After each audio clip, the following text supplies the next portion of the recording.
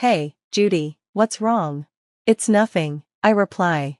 It's a cold day in December, and Christmas music fills the streets. I pause to admire a shiny tree ornament. My husband, Dan, walks a few steps ahead, his breath fogging the air. He turns back, smiling softly at me, his ears red from the chill.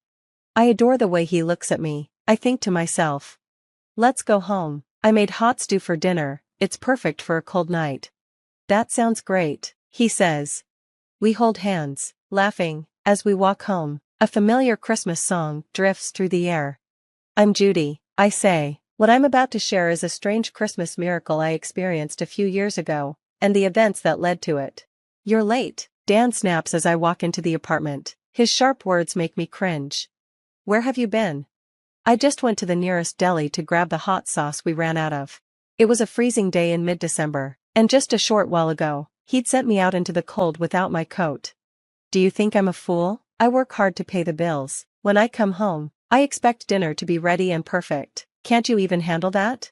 I stare at the floor as he rants. No hot sauce? How am I supposed to eat chicken wings without it? And why do you always look so lazy? You're messing everything up. I'd hurried out earlier, bought the sauce, and rushed back, but now he's even angrier. You went to a deli? Are you crazy? It's cheaper at the supermarket. He glares at me, pointing at the bottle like it's some kind of crime.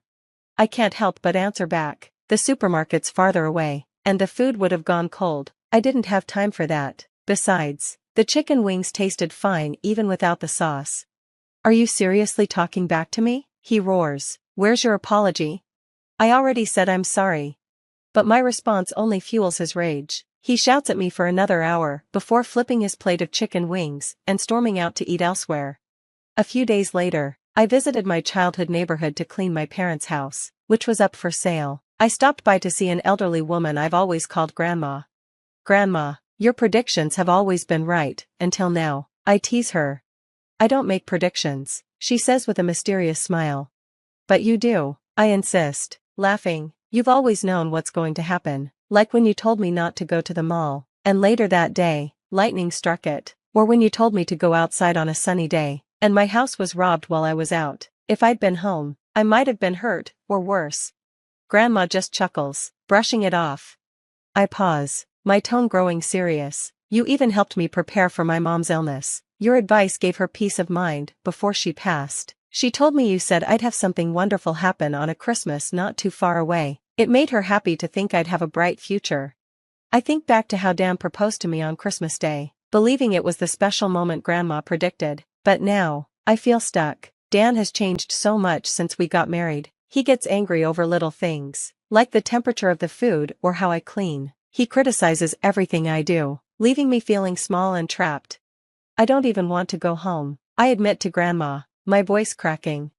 Now, she says gently, it's getting late. Don't you need to cook dinner? Her words feel like a soft nudge, but they still sting. I stand up reluctantly. You'll be okay, she says. Just stand your ground and stay true to yourself. Life will get better. One day, you'll have a Christmas so joyful you'll feel like jumping for joy. God is watching. Her words lighten my heart just a little.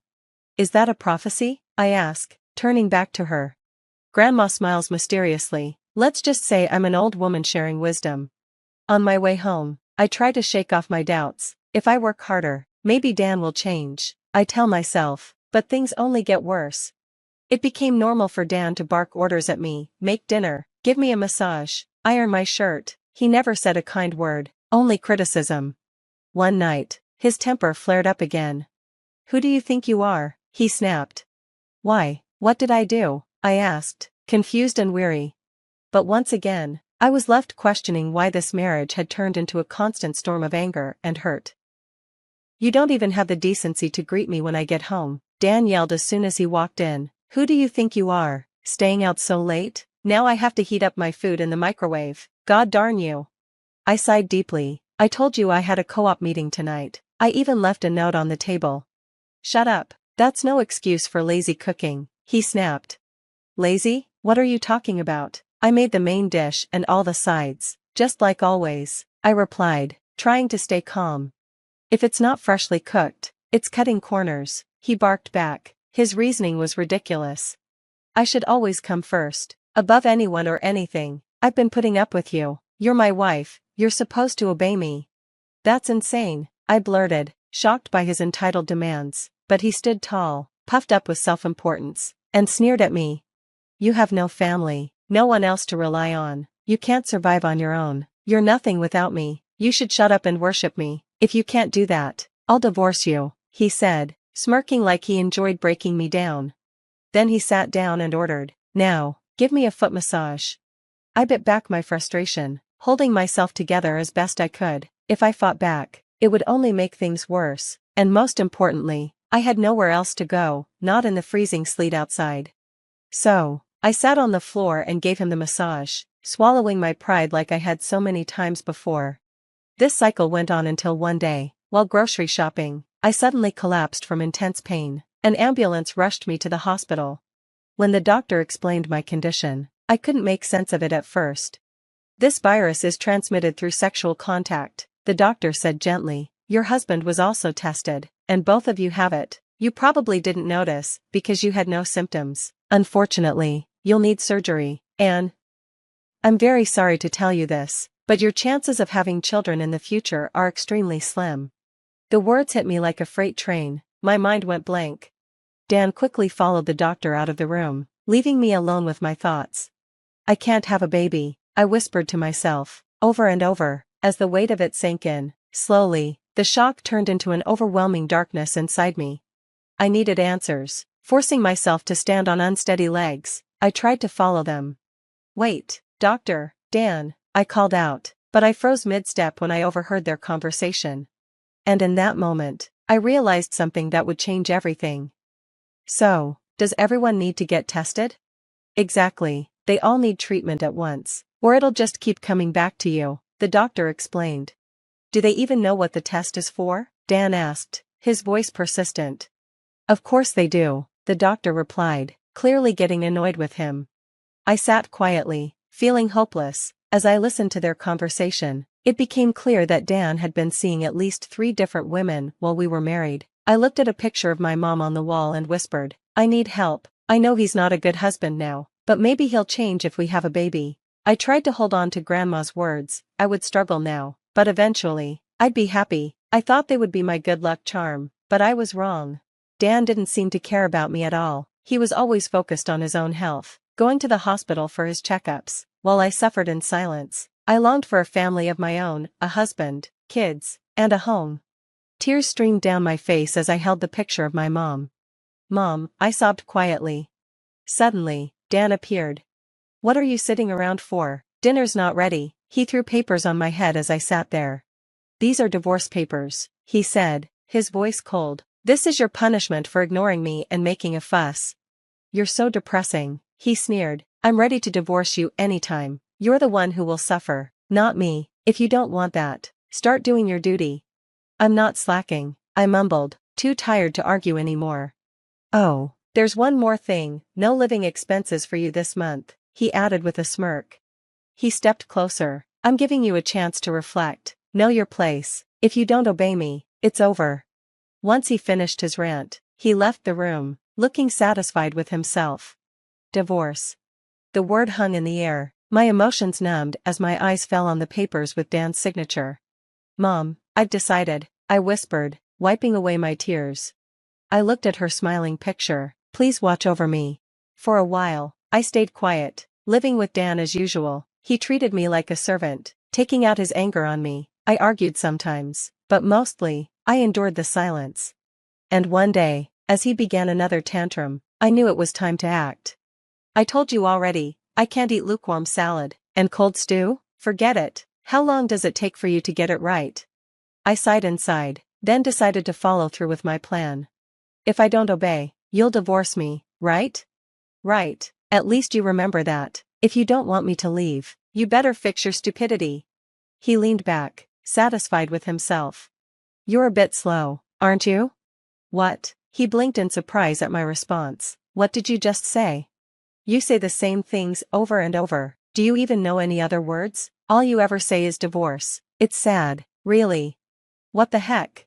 Let's get a divorce. I'm fine with it. I'll be a stranger to you, just like you want. His jaw dropped in disbelief. Are you serious? I smiled calmly and said, goodbye.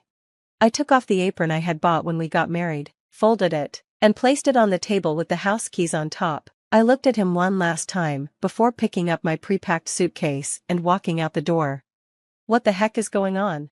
His voice chased after me, snapping me out of my thoughts, but I couldn't care less. Yay, I'm free. I pretended not to hear him and happily walked towards my parents' house, where I had decided to move back in. 1 year later. The divorce was final, but Dan didn't stop contacting me. You're sorry, aren't you? I'll take you back if you apologize. A wife should. I ignored the constant messages, which were something I never had to deal with when we were married. Eventually, after he kept pushing, I agreed to meet him face to face at his parents' house. Why have you been ignoring me? Dan, who was trying to act calm in front of his parents, spoke reasonably. I've been texting you all this time, but you never replied. Oh, yeah, I turned off notifications from you. Why? It was too annoying. I am annoying? Yes, you are.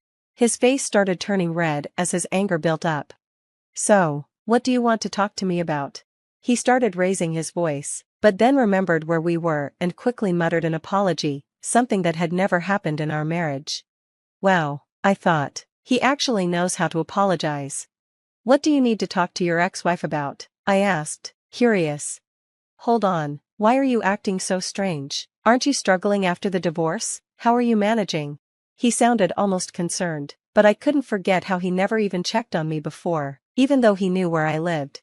I didn't mind getting back together if that's what you want. Doesn't that make you happy? Not at all. I almost laughed at his confidence. It doesn't make me happy, and it wouldn't help me. I make enough money to support myself. Besides, the living expenses you gave me were only $500 a month. It didn't even cover what we needed. You're the one struggling now, without me, right? The money I was covering for you is gone, and I'm much more comfortable being alone now. I don't understand why we'd get back together after I've finally been free, I said, pretending to be confused. Dan got visibly frustrated. What? You were supposed to be a housewife. I mean, let's not talk about finances, he mumbled, clearly uncomfortable with his parents being there. Dan, stop acting like a child caught in trouble. Calm down. Don't try to look good now. They know everything about you. What secrets? He asked. I motioned for him to be quiet and revealed the truth. You're wrong about me. I wasn't just a housewife. I told you I lived abroad because of my dad's job. I used the German I learned there to work as a translator. Do you remember those materials on the bookshelves? I didn't care about them, he muttered. Exactly. Those were materials and manuscripts for translation. You never touched them because you didn't care. Thanks to that, I hid some recording equipment. Wait. Dan froze when I mentioned the word recording. It was his father who presented the evidence, a recording device and files, right in front of him. See, all your secrets, like how you treated her, are out now, his father said. His parents started crying as they watched the recordings and apologized to me. They were ashamed of how their son treated me. Well. Dan stammered, clearly nervous under the pressure. His mother grabbed him and forced him to sit down again. She glanced at me, signaling for me to continue, and I nodded. These are copies of our divorce papers, I said, pointing to parts marked with red circles. You know what these are, right? No way. He whispered, shocked. I showed him the witness signatures on the papers, people he knew very well. Actually, there wasn't enough space for all the witnesses. You had more than 2 girlfriends, didn't you? Wait a second. No more waiting, I interrupted. Before I could continue, a voice full of resentment filled the room. You never told us about the STD. We only had a relationship with you. That means you brought it in from somewhere else, didn't you? I mean, what am I, a fling? Didn't you say we'd get married one day? That's something only a bachelor should say. Oh no, one of his girlfriends added, her voice full of contempt. We watched the video too. You're a villain, not just to us, but to all women. You're public enemy number 1. You're finished. Surrounded by his angry girlfriends, Dan collapsed to the floor. His parents sighed deeply, ashamed of their son. I had hired a private investigator to look into his girlfriends and had secretly contacted them. I also informed my ex-in-laws about everything. The result was this chaos. Your game is up now, Dan. His parents strongly insisted that he face the consequences. all of his girlfriends, and I demanded compensation from him. Dan worked for a company owned by a relative of his mother, so the payments were taken directly from his paycheck. To make sure he couldn't escape, he was kept under strict supervision at his parents' house while facing years of compensation payments. 6 years had passed since everything had changed. "Hey, Judy, what's wrong?" It was a cold day, with Christmas songs playing everywhere in the city. I stopped in front of a tree ornament that caught my eye. My husband, his breath visible in the chilly air, turned to look at me from a few steps ahead. He smiled softly, his ears red from the cold. The little girl in his arms had rosy cheeks too. I couldn't help but adore them both. Grandma's prediction was actually amazing, I murmured to myself. My current husband, surprisingly, was the brother of one of Dan's ex-girlfriends. After everything, I had stayed in touch with the girlfriends, and it was through them that I met him. He had gently helped me heal from the depression I'd suffered after my painful marriage to Dan. It felt like a strange, almost fateful twist of events. If it hadn't been for everything with Dan, I never would have met my husband. So that's what Grandma meant when she said, "You'll struggle, but you'll be happy." I reflected again, amazed at how true her words had turned out to be. And, against all odds, I had gotten pregnant after we married, something I had been told was highly unlikely. I still remember the Christmas day when I was rushed to the emergency room and the doctor announced that I was pregnant. We were overjoyed, jumping up and down like kids, and the nurse scolded us to calm down. It felt like a true Christmas miracle. This time of year always brought those memories rushing back. I had been hurt deeply by Dan, but now, I was so happy. "Mommy." I was brought back from my thoughts as my daughter left my husband's arms and ran to me in her fuzzy coat. "Nothing, let's go home and have dinner. It's hot stew for an especially cold day, I've already prepared it." "Sounds great." "Yay." Laughing, we held hands and walked down the street together. And from somewhere, a familiar Christmas song played in the background.